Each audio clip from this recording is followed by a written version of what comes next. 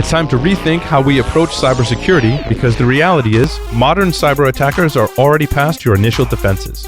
ExtraHop helps your security team find and eradicate advanced threats before real damage is done. Protect your enterprise and customers with better defense. Learn more about how ExtraHop stops advanced threats at securityweekly.com/ExtraHop. That's extra HOP. Cloud security compliance doesn't have to be complicated. Whether your business is migrating to the cloud or a seasoned cloud service provider, BAR Advisory can help you simplify security and compliance frameworks, including SOC, ISO, and HITRUST. As an extension of your team, BAR specialists will put your people first and empower them with the knowledge and tools needed to stay secure and compliant at every stage of your business growth. Learn how BAR can help your company build trust with consumers and become cyber resilient at securityweekly.com/BAR Advisory. That's BARR Advisory. Welcome back to Business Security Weekly. Do you have a specific guest or topic that you want us to cover in one of the shows? Submit your suggestion for guests by visiting securityweekly.com/guests and completing the form. We review suggestions monthly and we'll reach out to you once reviewed. I actually just finished reviewing mine earlier today. And now for this week's leadership and communication articles. You can check out securityweekly.com/BSW276 if you want to follow along and check out our notes and click the links to the articles that we're going to be discussing today. All that stuff is there. All right, let's start with I think Matt usually goes beginning to end, which makes things very, very easy. And yeah, so I think this one's pretty straightforward. Coach in the operating room. The idea that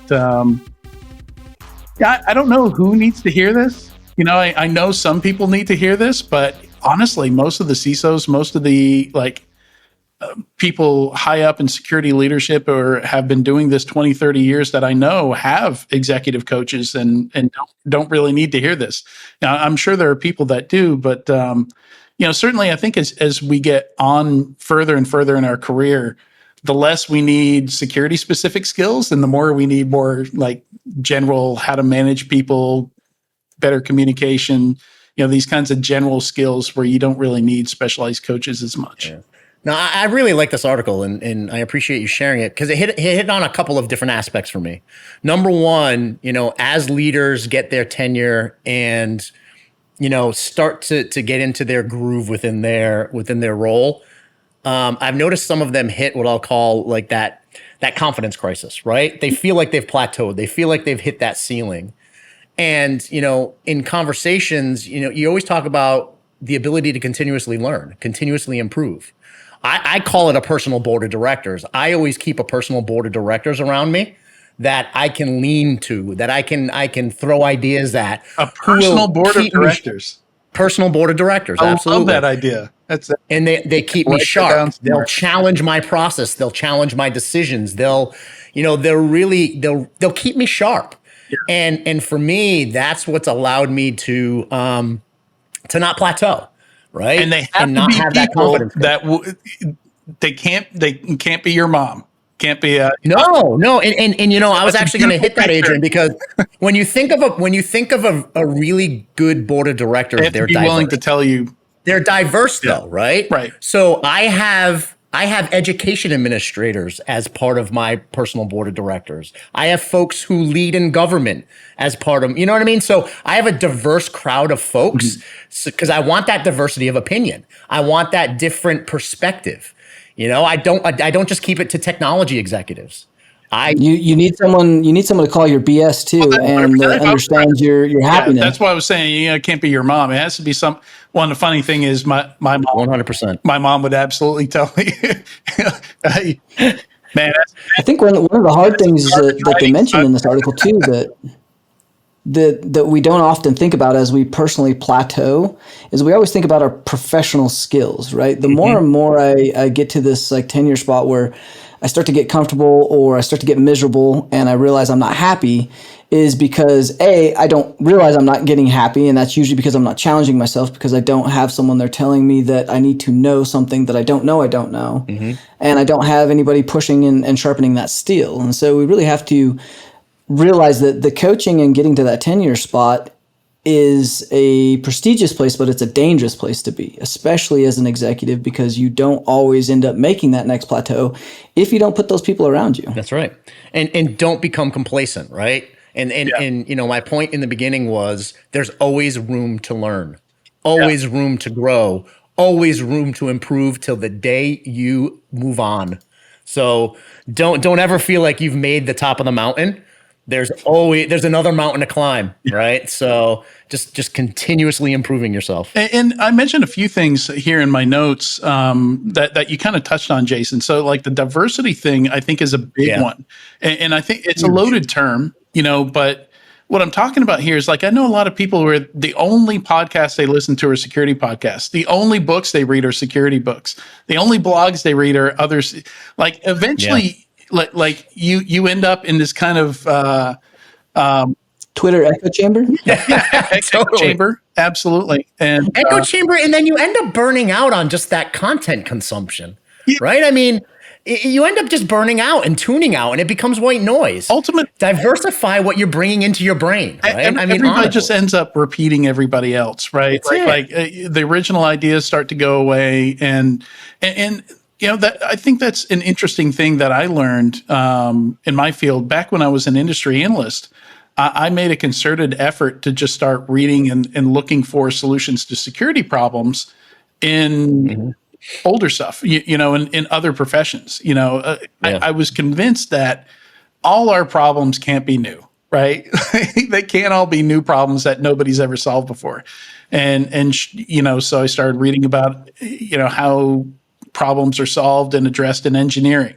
You know, started reading ship collision reports, you know, stuff like that. Like just started reading about quality assurance. I found some really interesting stuff. Like a paper that I lean on pretty hard is called Better Testing, Worse Quality is what it's called. Elizabeth Hendrickson put this together in 2001. And I think it offers some huge insight into some of the problems that I think we created in our industry, you know, not really knowing what direction to go in. You know, that being what we were just talking about in the previous conversation, that, you know, oftentimes, you know, we create the idea that the security department does security, you know, and that's something we've been trying to get away from for decades now and saying, no, we can't do everything security. There will never be enough of us, you know, to find all the security mistakes to cover all those bases. You know, it's got to be something that everybody does to some extent. Well, that's part of what we've ran into. We've all talked about this. At least the good people in the industry have talked about this isn't a technology problem. If this was a technology problem or a money problem, this would have been solved a decade ago. This is a people problem. So that means that we've got to understand the business and the people. And that means you learn psychology, you learn business, you learn root cause analysis, you learn all the things that is not a technology. And that requires you to go outside of your comfort zone and outside of this industry to get that information. And I mean, just to tether it back to the article, be okay with being coached, be okay with constructive criticism, and be okay with people trying to help you improve, right? And being a beginner and learning how to learn again. Exactly. You got it. So I honestly, I think it's a great idea to have a personal board of directors. Make sure it's a diverse set of folks that you trust and who will be candid with you, because candor is key. And you know, and just collaborate with them, run ideas by them, have them give you advice and really help you improve. Yeah. Yeah, let's move to the next one here. Really interested in what you think about what you guys think about this one.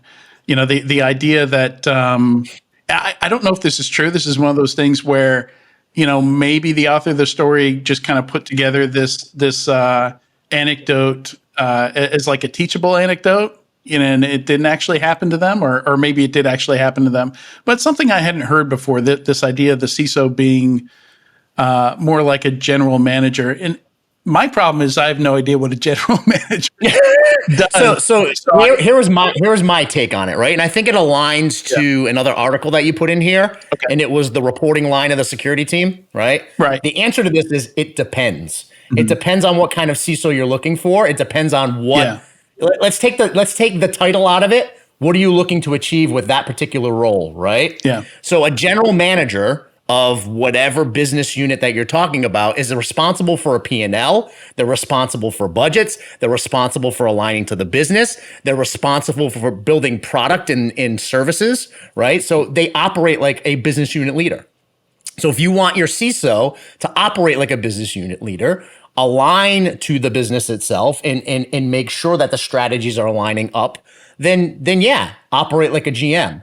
I think most CISOs will teeter on two sides, that operating model and the technical side of the aisle, right? They're gonna the engineering side. They're gonna teeter on both sides, and that's what that Article 6 that you had in there kind of explains. You have two different roles that you have to fill, two different outcomes you're trying to achieve. Yeah. Can you consolidate into one role? Yes, you can. But I think what I took out of this is that CEOs, and take general manager out of the picture, CEOs are looking for CISOs to align to the business. Right. That's what I took out of this article. I'm taking the GM away. Yeah, I'm taking the title away. Like, I'm trying to pull back the curtain on the outcome that they're looking for. They want us to align to the business. I think the outcome did make sense. I think some of the things they said in here were dead wrong. Yeah, I'm to be pretty honest, sure looking at your face as you were reading the article, it looked like it was causing you physical pain, Tyler. It was. Security is the tail on the dog, not the head. Yeah. The CISO needs to proactively be responding and aware of business decisions, not constantly reacting to fire drills. Well, that obviously they have not had a good CISO that has had a good strategy, good business directive, understands the business, and is strategically driving the technology while understanding that business, how it aligns. So those are different than the things they're saying there, and those things that they're saying will ultimately, that's going to be a bad business, and that's going to be a catastrophe from a breach standpoint. And Tyler, to your point, it's a conundrum that we're in, right? Because that's the optics that many CEOs have today, right? And well, the article is a good example of that, right? Totally. Like, that's telling you where we're at. But now it's our job, and I want to make sure that any growing leader who's growing into a CISO role or an existing CISO today have the confidence to challenge that. Please have the confidence to educate that CEO. You know, when I first jumped on a very large MSP as the CISO, the CEO looked at me and said, "Aren't you just like insurance?" Like, literally, that came out of his mouth.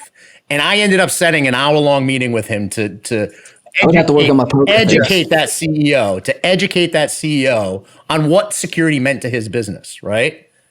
So, but that education was fruitful, because that education allowed security now to be evangelized by the CEO, evangelized up to the board of directors, and it became a conversation in leadership meetings all the time. That aligns with the business. That aligns with the business. Exactly it. So what I'm trying to say is that perception can be those type of comments like you read, Tyler, but it's our job to educate them, and it's our job to tell them, no, that's not what this is all about. And here is what, and if they still disagree, time to go on Indeed and find a new gig, because they're not going to help you embed security into the business. But at the end of the day, no, that's going to be a challenge, because it's the perspective that many CEOs have. And that's going to be some businesses right now. Like there has to be, and as unfortunate as it is to say, there will be businesses that put security last. There will be businesses that get this wrong, and there will be places in which you cannot make a difference. That is the inevitable truth. And unfortunately, we can keep trying, which we always should, but you have to realize when those times come and the places aren't going to align to what your core values and mission are. But give them the opportunity to have their eyes opened up. All right. And speaking of what security means to the business, let's talk about Patreon. Oh, man. This is a tough one, because I mean, we don't have the details on the back end, right? I mean, I've seen examples of businesses who said, you want to know what? My internal team is not operating to the standards. I'm outsourcing. And I think that's part of their mistake, is you can't just come out and say, hey, trust us, we got this. Yeah, right. There needs to be an explanation. With no explanation, you didn't control the narrative. Yeah. You let them go. You let them say, hey, we all got fired at the same time. Mm-hmm. We're now looking for jobs. Like that looks so bad. You've got to, you're going to have to open up and say, okay, here's what happened. Here's what we're doing. Here's, we just got a cheap MSSP, and we're going to have annual pen test.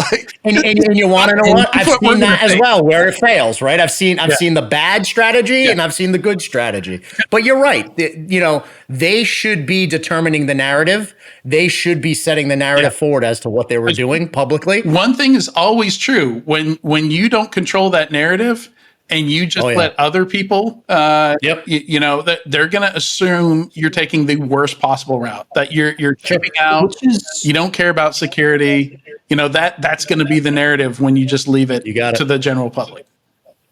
Which doesn't make any sense. If that is the scenario, and we've seen this play out in our InfoSec industry with several DEF CON stories lately and people getting banned. Like, if we're not fully transparent, we don't provide all the data, smart people are going to make educated guesses that are going to be right and going to be wrong.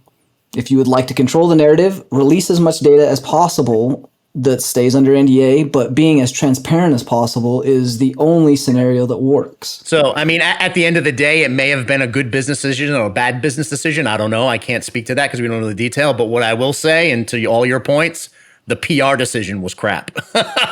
Very, very bad PR. Maybe they should lay that off and outsource that. Maybe. There was no PR. I mean, exactly it. And Whitney Merrill, tweets out, "Whoa, Patreon laid off their entire security team. Wouldn't trust my data there. Also, there's some amazing talent to scoop up. You're cooked." Totally. Yeah, I mean, this hit the media cycle. There are dozens and dozens, maybe hundreds of stories on this. This blew up in their face big time. To the point where it sounds like, like the title of this article, caused backlash in creator community. Already, there's some people just kind of, when you already have customers kind of on the edge, maybe not happy, with the offering, and there's alternatives. It's a bad place to be for a story like this. Well, there was one piece that did stand out. There are no qualified security personnel, one of the employees said, and then there is no one there to utilize the tools that we had in place. So that tells me that they probably had a bunch of shelfware. They probably had an over purchasing of expensive tooling and vendor proposition, and that wasn't being back invested into personnel that could actually run it and having a good balance. That speaks to poor leadership at the CISO level or whatever, the director level, however they had that structured. So that seemed like a falling apart, a deterioration, not of the security maybe of even the application or the company, but a failure in leadership for overseeing that security and the tooling and the personnel that were available. It's interesting. I mean, the whole purpose of this company is to manage money. Is manage money between they've got to have a huge fraud or loss prevention department, right? I can't imagine not having at least a few security folks or, like a chief risk officer or something like that. That's where I was going to go. Because this is, I don't know, you see this a lot. You see, acquisition companies making poor acquisition decisions or not knowing how to onboard as part of acquisition and leverage the companies in which they acquire. Like, you see this quite frequently. Why is this surprising to us, except for the fact that, hey, this is your business. You should be good at this. Yeah, well, if they want to clear things up, we've got a few podcasts here. Founders can come on, explain what happened. There you go. Write that PR bumble. Yeah, because it's there's got to be a deeper story here, and I'm sure the security folks that were laid off, like it's not their place to tell that story, So. Yeah. They probably have severance packages and deals where they cannot say. Everyone gets so frustrated that no one says what happens, but that's part of your severance package. You cannot legally say things, so don't expect people to say not exactly. every severance I've ever gotten came coupled with a non-disparagement clause. Yeah. Mm-hmm. Yeah. All right. So if we don't have anything else, well, let me see. So I don't know. How can they recover? What should they be doing from this point on? I guess that's my last note here. Maybe it's more of a PR or crisis communications question, but how do you move forward from here? How do you earn your customers' trust back? That's where they have to have their PR team and their leadership team get together. And now it is crisis management. Yeah. I mean, it is. It's their brand. It's a brand crisis now. So they have to figure out a strategy on how they can build trust again, if they can build trust again. Yeah. All right, moving on to the next one. So the article's about Kim Kardashian, but the reason I bring it up is not necessarily about that.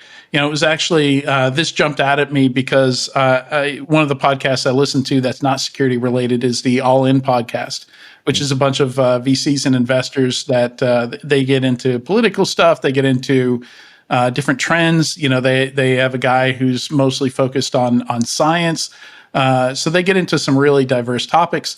And one of the guys is really convinced that traditional brands are on their way out and that brands more centered around influencers or individual people are going to take over, more and more like fast food, like they're talking like not just certain industries, but, everything. And it's interesting to think of because Steve Jobs, was a huge part of the brand that was Apple, and I think they actually did an impressive job, recovering from, him leaving the company. And, even before his death, like one of the biggest companies in the world, like how do you manage that? When this guy came back, saved the company, introduced the products that literally saved the company and made it into the most profitable company in the world. And a lot of it was just focused on him, to some extent, Johnny Ive and some of the other longtime folks there, but it's interesting to the extent that when you if you ask somebody about Apple's success, they're probably going to drop some names, some very specific names. So, I mean, have we ever had a time where influencers weren't helping drive business? I mean, I think that's been around forever. It's just more, social media has just boosted that through the roof at this point. What's shifted here is they're not helping to drive business anymore. They're no longer, like this isn't an evangelist role. This is them creating the businesses now. Or investing in businesses, right? I was going to say investing is probably the better word for it. We've always seen this though, like to your point, look at the Koch brothers, look at, Paul Mitchell, all of these brands have very large family names that have built business up and then leverage that to start new businesses. This, I think, is different. And this is the part that I think you're getting to, Adrian, that kind of scares me a little bit and kind of shifts the market. We have these people that have no idea. They got famous off of some stupid ass YouTube something or other short video doing some stupid challenge. They have no business acumen. They haven't had the hardships of forging steel and going through the pains of some of the things that have brought really good business people up the lines of really having to try and do this. Now they've had to learn brand awareness. They've had to learn social media platforms, and I won't discount the business aptitude that it takes to do some of that, but that's kind of a different line. So we're getting these people that are getting thrown into this and they're investing and trying to utilize their money, but they may not be offering good advice. They're leveraging it from a very narrow point of view that's offering and not having the influence of a lot of other people that have forged into that particular influence. But let's hope with the amount of money that they have, and we saw it in the past, we've seen it with Michael Jordan when he made investments and became an entrepreneur. Yeah. Shaquille O'Neal became an entrepreneur. They didn't go to school for business. You know what they did? They hired really, really good people around them. So hopefully they'll take the money, spend it wisely, hire really, really good people around them to make the good investments. I think if they don't, they'll become failures as entrepreneurs, right? We've seen sports stars, music stars invest and fail, right? Because they didn't hire the right people around them. So I hope that... Looking at you, Dennis Rodman. Right, honestly, right? Yes, seriously, that's a great example, right? Hopefully it follows that same business trend where if they don't hire good people around them, they're going to make bad business decisions, and then people aren't going to buy their products, and they'll fail. Yeah. Hopefully, that's the problem with this culture, though, is that people, the culture, the younger culture, I will say, are more drawn to the fandom of the influencers and the possibility of being a part of that cult culture, whatever you're going to call it. And so the buyers are less educated and care less about good product and good business. Yeah, but they're also the first to revolt really fast. This is true. Well, and so Right? That's the balance there, Tyler, is they revolt fast and furious. absolutely, and well, that's the flip side of this, right? Like positive, negative, like the algorithm doesn't care; they both do just as well. And Mr. Beast, the first time that he tried. That's exactly what I was thinking of. He tried to do a food thing, it was ghost kitchens, quality wasn't managed very well. Like it was just, minimal startup costs. Like we just have these ghost kitchens, pump out this food. And the first attempt at that did really poorly, but he's got the weight to be able to take another stab at it. And from what I hear, like this new one, they say it's the biggest restaurant release ever. Introduction. Beef burger. Yeah. I tried to find one of those damn places, and it didn't make sense. It was in a kitchen that was another restaurant, and I couldn't get it ordered. That's the old model. That's the old model that didn't work. The ghost kitchens. Yeah. Yeah, because that was delivery only. The only way you could get it was delivered because there was no storefront. Except they showed up on Google Maps. So you went there thinking there was something. Yeah. Apparently, you got to watch the show to know. Yeah, they were commercial kitchens, But yeah, he went back to that didn't work out so well. Back to the drawing board, and apparently the new thing that he's trying out is the food's really good. The price, the price is where it needs to be. He apparently got it right this time around, and it's the biggest restaurant launch ever. Well, the kids ask for it, right? Like you have parents that make good money. You've got these boomers that are, at a point where they have kids. They're part of the digital millennial pieces, and their kids are now part of that because they're technology enabled. And so they're asking these people that have money to go buy it. And you wouldn't probably go out and buy it yourself, but your kids are asking, and now you know who it is, you know the brand, and you're willing to go spend money on it. Yeah. It's a pretty good business model. Right. But, to Adrian's point, have the quality because, I have an 11-year-old right now who'll sit back and tell me, Dad, that's crap. Everybody's telling me it's not worth it. Don't go buy that. Yeah. Because he knows. Yeah. You know what I mean? My son is incredibly into fishing. He's into sports and fishing, and I'll look at something, oh my God, this would be cool, and he'll be like, nah, that's garbage. Everybody says it's garbage. Anybody can write a review, and so easy to get your opinion out there. Yeah, it's great. Yeah, so I guess kind of the point behind this is, does that change? Let's imagine we do move into an age where all the biggest brands kind of revolve around individuals. Does that change how we handle and measure risk at all? Maybe it's a bit of a stretch to try and make this a security story, but Business Security Weekly, I feel like it's important to watch. Yeah. Well, these are going to be your boards. These are going to be advisors. These are going to be company leaders. So yes, I believe you have to be educated in how this is playing out. You have to be educated in who is playing some of this out. And then you have to understand people and the ability to manage and direct, I would say, personalities that you may encounter when trying to deal with interconnected partnerships, business to business interactions and transactions. Like all of these things are going to come into play when dealing with these kind of companies. At the end of the day, they're going to make good business decisions, bad business decisions. It's up to us to keep an eyeball on them and be consumers to the companies who are responsible. Be consumers to the companies that, aren't going to be failing us as consumers. I think they have just the same opportunity to win or fail that any other entrepreneur has. They have a lot of money behind them because they've been influencers all this time. So it's up to us to keep an eye on them. Well, they figured out the hardest part of business. Once you build it, how do you get them to come? Yeah. How do you get that audience? These folks have, like, corporate brands couldn't dream of having, the amount of eyeballs that some of these folks have. All right, moving on to our last item here, the reporting line of security teams and CISOs. Jason, you mentioned this earlier. Phil Venables, always writing some interesting stuff here.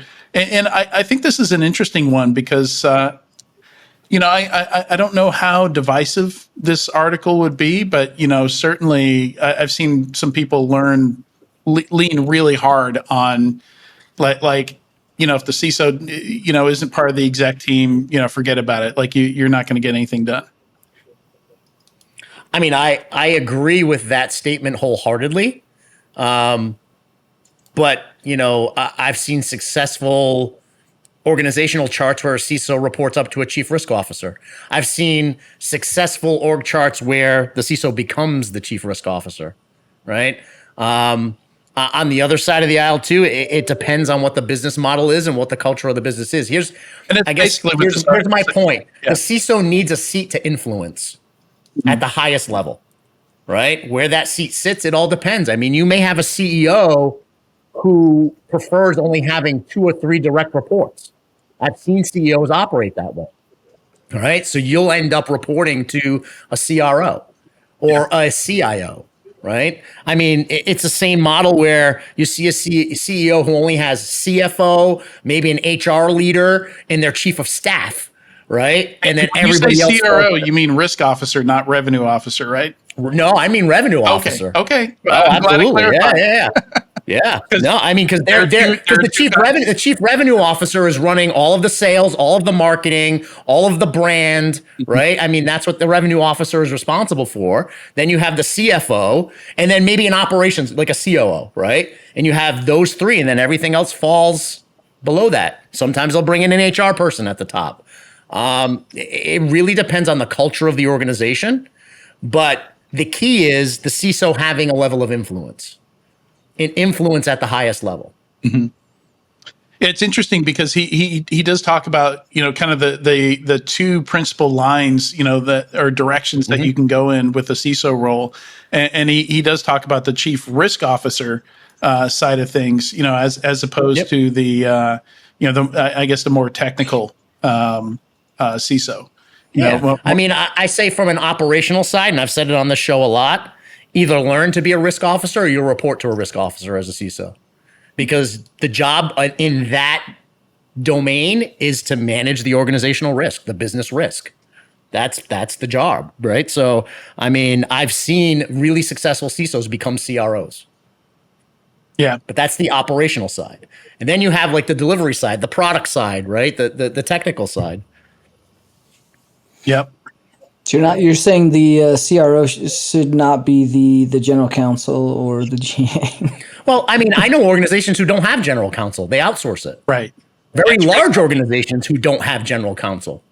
Multi-billion-dollar organizations with no internal counsel, they have an outsource. So your chief risk officer becomes that conduit. Mm-hmm. Yeah, and it does kind of sounds risky.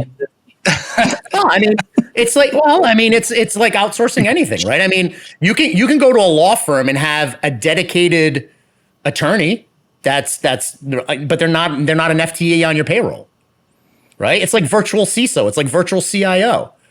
You don't have them on your payroll, but you have a partnership and they bring in someone who understands your business. They're just not an FTE on your payroll. It's a business decision.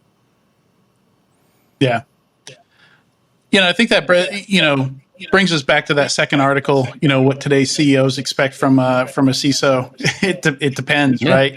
Like it all depends. It depends on the culture. It depends on the outcome they're looking to achieve. It depends on your business, the way it's operating. It really does. Vertical probably controls more of that than you would expect. It could, yeah. Vertical absolutely can control that. I mean, there's going to be regulatory and compliance have-to-haves, right? 100% agreed. But that's part of the culture. Part of the culture is I have this regulation I need to adhere to. I have this compliance set I need to adhere to. Like, hopefully that compliance integrates and is generally handed because you've got good security vision. If you're 100% doing that right, but compliance is the outcome of the good security, right? Yeah.